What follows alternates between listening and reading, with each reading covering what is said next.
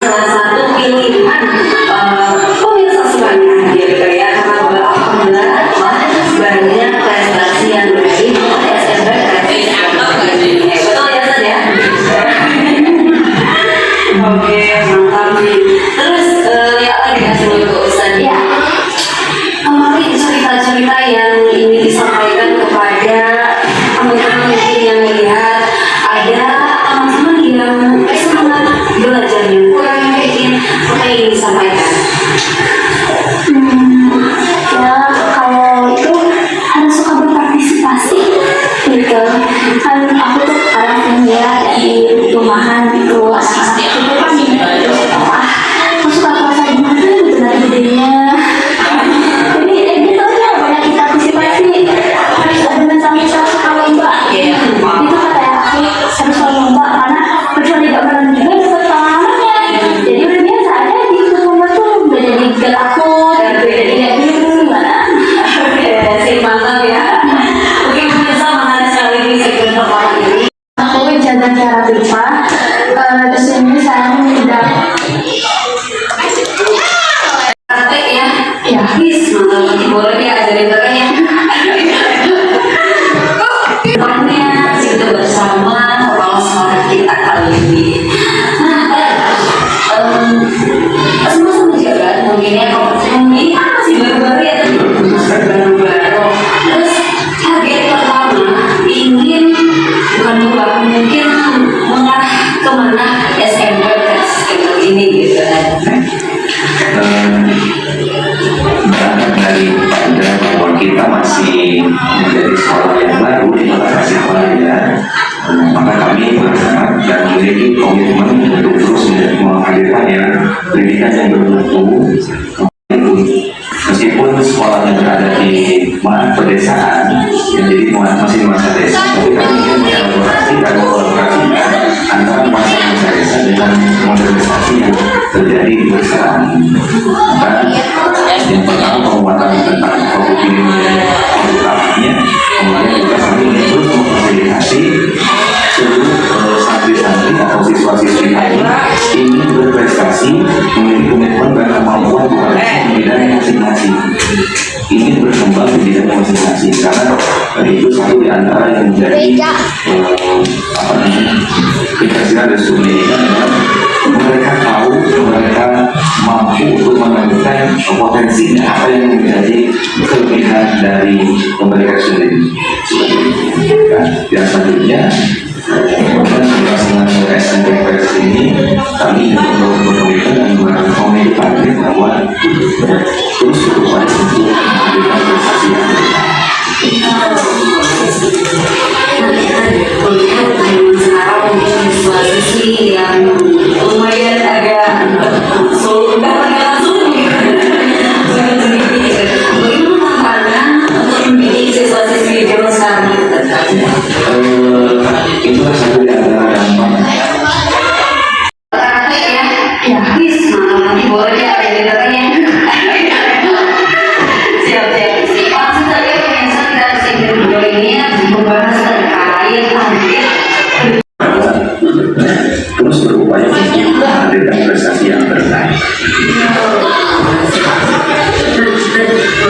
Zaman sekarang mungkin siswa-siswi yang lumayan agak sudah langsung begitu untuk mendidik ya. Bagaimana tantangan untuk mendidik siswa-siswi zaman sekarang? Itu satu di antara dampak dari terjadinya teknologi menjadi satu di antara yang merupakan dari apa yang menjadi keresahan dunia hari ini.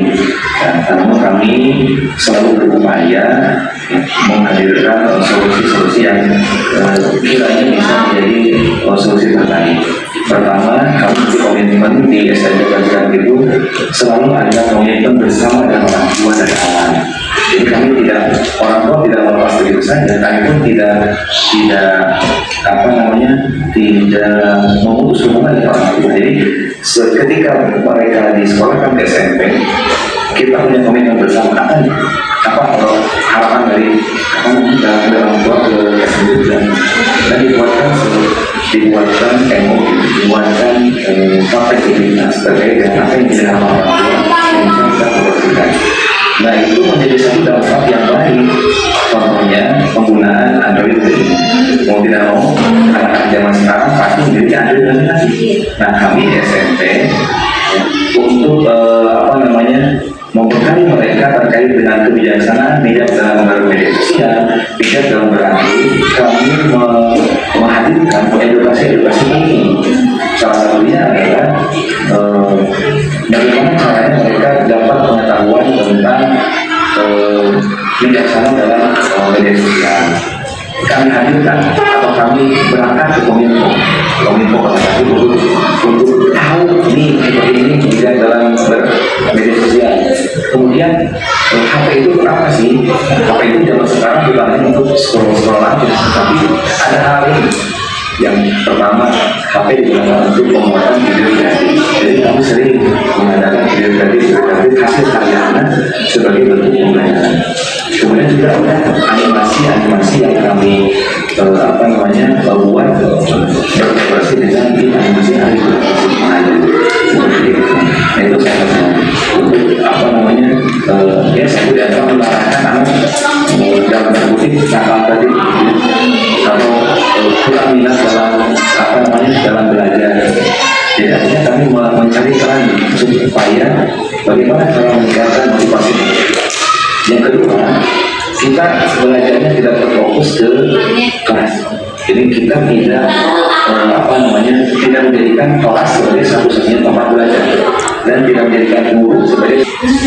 Jadi kami ingin sampai kami ini tahu di rumah kita di kota Tasikmalaya apa saja yang harus kembali ke coaching, kemudian kita kunjungi keluarga kita supaya mereka tahu narkoba, supaya mereka bisa barangkali dari hal yang berkaitan dengan anak remaja yang kami kolaborasi dengan PPM, dengan Polri, dengan BNN, bahkan tidak jauh agenda ke depan itu kami ingin berkolaborasi dengan kejaksaan tinggi dan sebagainya. Kita orientasinya bagaimana anak tahu kota Tasikmalaya yang sesungguhnya itu apa saja yang ada di kota Tasikmalaya. Kamu belajar itu tidak hanya di dalam kelas, apalagi mungkin kebanyakan juga di dalam kelas itu ada yang boring, ada yang sebagainya. Mungkin dengan alam-alam, dengan komunitas berbagai banyak hal itu banyak pelajaran langsung di sana. Kemarin juga kemarin pernah karena ada orientasi dari Manokra, kita tunjukkan potensi Tasikmalaya, contohnya di bidang apa ya? Ada satu makanan tradisional yang sampai saat ini sulit atau kalau ada perlu bercoba. Nah, kami cobain dalam proyek jajanan Nusantara itu kami buatkan proyek coba anak-anak buat bercoba. Kemudian karena ada lahan di sekolah kita dekat dengan sawah, coba orang tua kamu ada yang bertani, apa kamu pernah turun sawah? Kita sekarang coba turun ke sawah. Jadi sekarang sedang menunggu hasil panen padi dari hasil tanaman.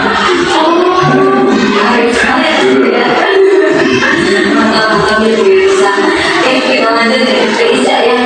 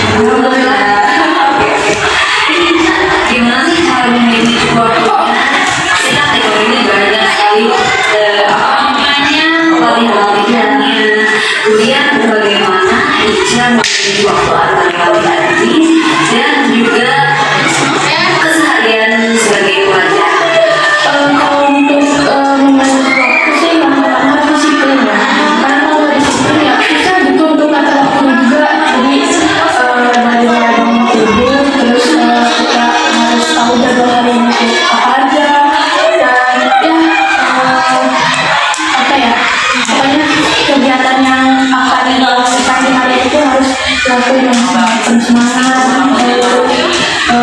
jangan dibawa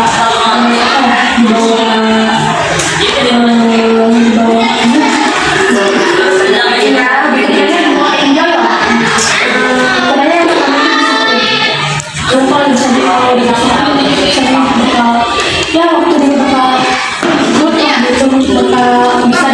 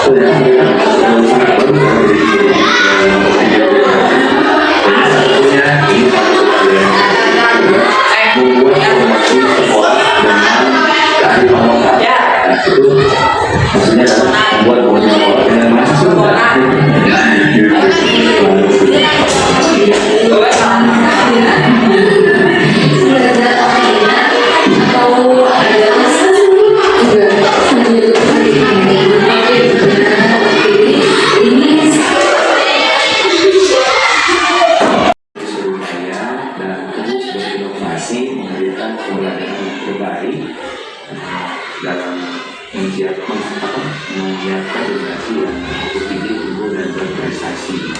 Kami terus berkomitmen untuk bersama-sama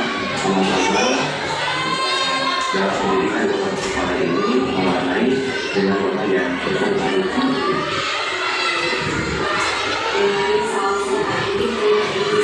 Tapi ke itu ya ke yang kedua Malu SMP kelas 7 2024 aku masuk ke Liga Competition yang di Ciamis yang ke-9 aku ada speech ke S1